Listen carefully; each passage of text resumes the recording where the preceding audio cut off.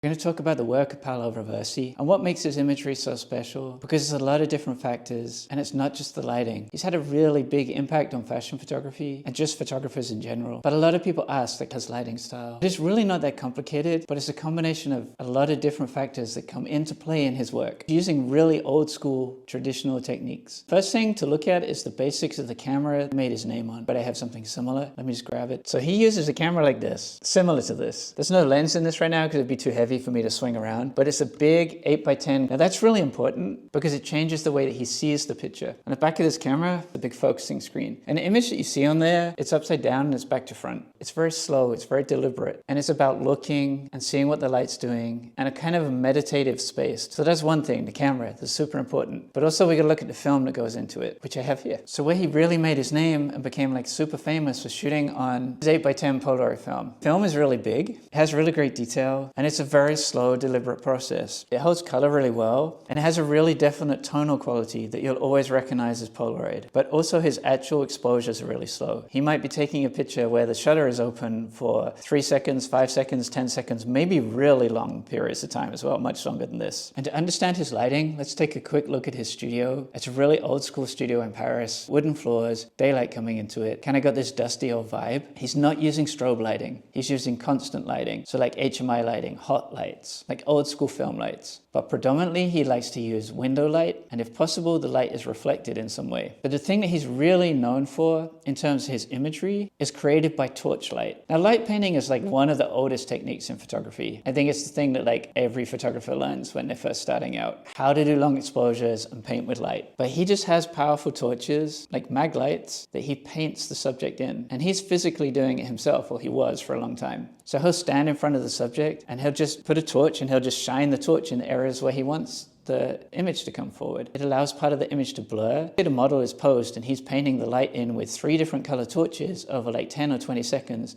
That subject is going to move, and that gives that unique feeling to his pictures. The exposure is never going to be accurate. So some areas the image will be burnt out, some of it the light won't reach. He uses color torches, so he'll have like a white light, a red light, a blue light. So you'll see the hair in some of the pictures is like super red. That's not the model's hair, it's the effect of the red gel or the red torch. The other thing is it means that because he's painting in light, every picture will be unique. In his studio, he'll turn all the lights off, even though he's got a full team in there. It's actually really easy to replicate, but obviously he's doing it with like amazing clothing and supermodels and for Vogue magazine. The thing that really stands out to me is he's managed to have this unique style that is immediately obvious that it's him, and he's done it for really high-end fashion for a really long time. So let's get into the details a little bit more.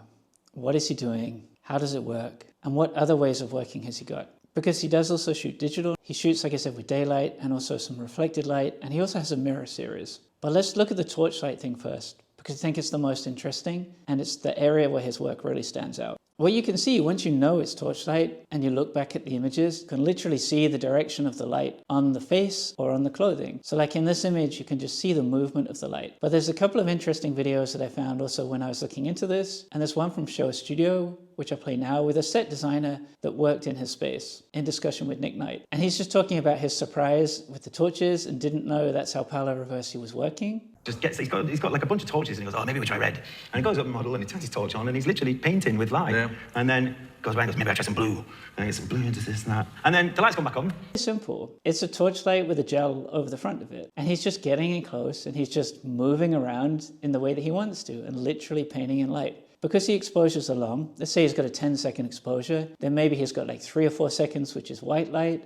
Then he's got like 2 or 3 seconds he's putting like red light into. Because also he's shooting a lot of the time in large format Polaroid, he could just cap the lens, reposition what he wants to with his light, and open the lens again, or open the shutter, depending on like how manual his camera is. So you can do this yourself. Obviously the recommendation is that you would put your camera on a tripod, the setting to bulb or a long exposure depending. That's really good to start with this is using the light from your mobile phone, because it's really powerful. You can turn it up or down, you can get really close with it, and pretty much everyone has a phone to hand. If you want to make it softer, just put a little piece of paper over the front. Cigarette paper works really well, tracing paper, or diffusion. And it's just building up layers of light. And we can see that again and again in these images. Because you're not blasting someone with a flash or using a light that's always in the same place, the movement actually becomes like kind of poetic and part of the picture. And there's some video here from someone actually in his studio, but it simulates and shows some of the effect of him working in the studios. And you can see why models like working with him. It must be kind of a comforting but interesting space. You've got to commit to the picture because it's a long exposure. You're still pretty much in the dark,